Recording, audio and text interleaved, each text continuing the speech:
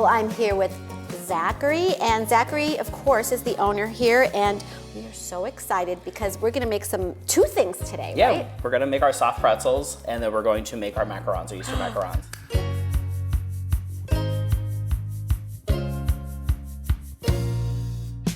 All right, so where do we begin with the pretzels? I know they're very, very popular. They fly off our shelves. Exactly. We put them in the case, they're right out the door. Great. So here I have some of our sourdough soft pretzel dough that I made earlier today. We had it bulk fermenting in a bowl here just so it's ready for us to go. So what we're gonna do is we're gonna dump this out. We're gonna scale out our dough. We're gonna weigh it out to 5.5 ounce portions. That way every pretzel is the same weight, so no one's getting gypped. So we're gonna dump that out, and then we're going to get that all scaled out. All right, sounds good. So we're gonna use our bench knife here. We're gonna kind of just divide out our dough. So we're gonna put it on the scale, and it takes a few minutes just to kind of get your bearings on how big to make your dough ball. Like I said, we wanna make sure that every pretzel here is roughly the same weight, just so nobody is getting gypped. Every pretzel is the same weight, so you're not dealing with that. So I'm gonna do this one here, and then you can always take like your little scrap pieces and kind of merge them in there. So if you wanna try to hack at the dough here, and you wanna try to get a 5.5 ounce portion. I'll give it a chop here. I don't know. The more you do, the quicker it gets. All right. Let's see what I did here. You're spot on. Jeez. See, I learned from the best. There you go. Perfect. So we're just going to pop that over there. So we have the little ball shape here. So if you want to grab one of your dough masses, and we're going to press it down. So we're going to push kind of all that air out of the dough here. Okay. And then we're going to start forming it into a log. So we're going to pull the end away from us, and we're going to fold it back on itself. So then we're just going to keep folding it and rolling it into like a log. So like what I like to do is use my fingertips to pull it, and then I kind of tuck that back. So you get like a nice tight log. This helps with the crumb structure, so you don't have like those big air pockets inside of the pretzel. So you get that nice chew. So you're going to roll that until you get about a log that's about 6 to 7 inches there. And then what we're gonna do is we're gonna take our hands. You do need to put a little pressure in here. Again, you're not gonna hurt the dough. You're gonna push down, and you're gonna roll. So you're gonna push down, and you're just gonna kind of work that dough until you get to about 20 inches roughly. Again, don't be afraid to really push down on it. Like you can kind of feel like you wanna not push out the air, but you wanna get that dough to do what you need it to do. And then you might wanna taper the ends in just a little bit, like the tails, just so like when you fold the pretzel, those areas aren't too fat. Oh, yes, sticking out, yeah. All right, so then we're gonna take that dough and we're gonna make a U. Okay. And then we're going to cross it, and then one more time we're going to twist it. So you're going to take those two again and just twist them around, and then you're going to fold those ends back to you. Ooh. Okay. And there you go, you got your pretzel. Hey, there it is. So I like to press down on my tails to keep them from separating, and then you can kind of stretch it out to make them so that they're the size that you need them to be. Okay. And then I have a piece of parchment paper here that I lightly greased, and we're just going to place them on there. Now these are going to proof for a little bit, so we're going to put them in the fridge. They're going to rise up, and they're going to like almost double in size. Oh, okay. And then we're going to put them in our pretzel dip solution, and then we'll get them in the oven. Terrific.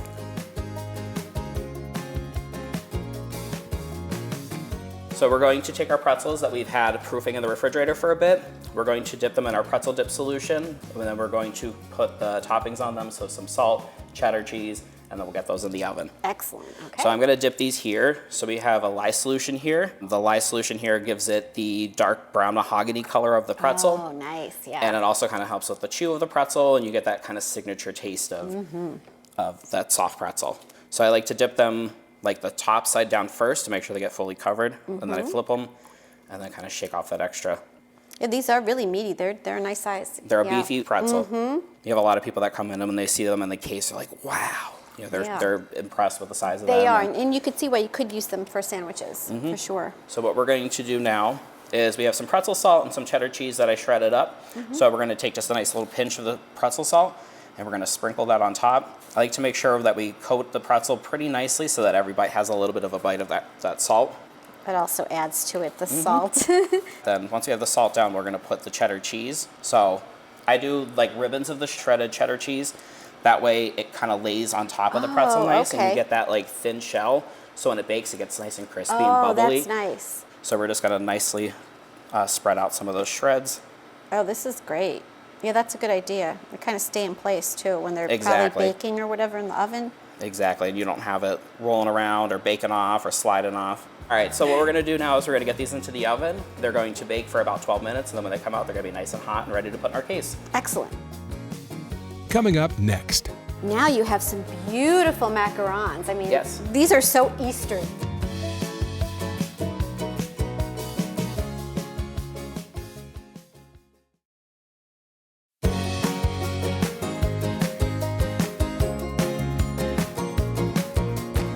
Now you have some beautiful macarons. I mean, Yes. these are so Eastery, aren't they? Exactly. We're doing them in an egg shape this year, and we're going to do some speckled designs on them to make them look like a robin's egg. So Oh, fun. they're going to be in our case for Easter this year. Excellent. All right, let's get All started. right, so I made these shells earlier today. What we're going to do is we're going to fill them. I made a Swiss meringue buttercream. I'm going to show you how to do that. We're going to create like a little lip of this, and then we either have raspberry filling or we have a passion fruit curd to put in the middle. Terrific. So you'll be able to pick and choose. Okay. For what we have to do is, so that the filling doesn't ooze out, we have to create this like lip here. So we're gonna go around the edge of the macaron and pipe like a little little ring barrier. like that. Exactly. Would you like to try to fill one?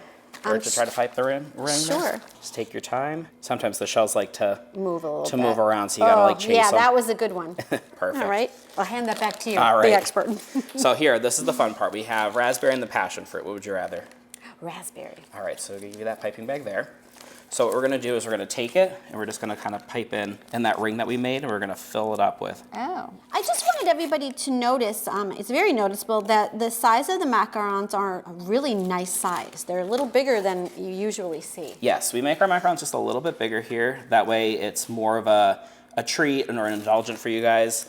Instead of just like a 2-biter, like you're getting 3 to 4 bites out of it. And it's nice, you know, we have a lot of people that come in and they're blown away. They see the macaron sizes and they're huge, they're big. I've never seen macarons that big. And you could take your time and enjoy it. Exactly. Absolutely. So then what we're gonna do is we're gonna take the lids for these and we're gonna kind of nestle them on top. So you're just gonna give them just a tiny little press down. Oh, are these beautiful? Perfect. Beautiful. And now for decorating them, I have some watered down food coloring here and some gold luster dust. So what we're gonna do is I have some paintbrushes. We're gonna give them a little splatter effect. So we're gonna dip our brushes, we're gonna use our finger, and we're just gonna kind of flick the coloring onto those. You don't wanna oversaturate the brush, so you just kind of wanna dip it in, kind of wet the tip of there. And then, like I said, you're gonna pull it back with your finger, and you're just gonna kind of flick them on to give it that speckled look.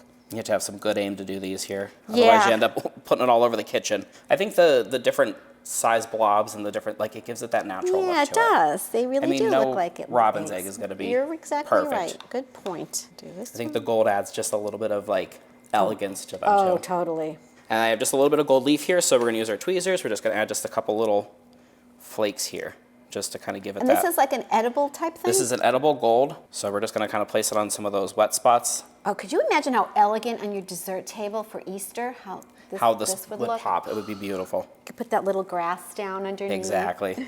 So we're just gonna kind of add those little flakes. You wanna kind of hit those spots that are a little bit wet, because this is gonna help Oh, that gold flake to adhere. Oh, these are just lovely. There we go.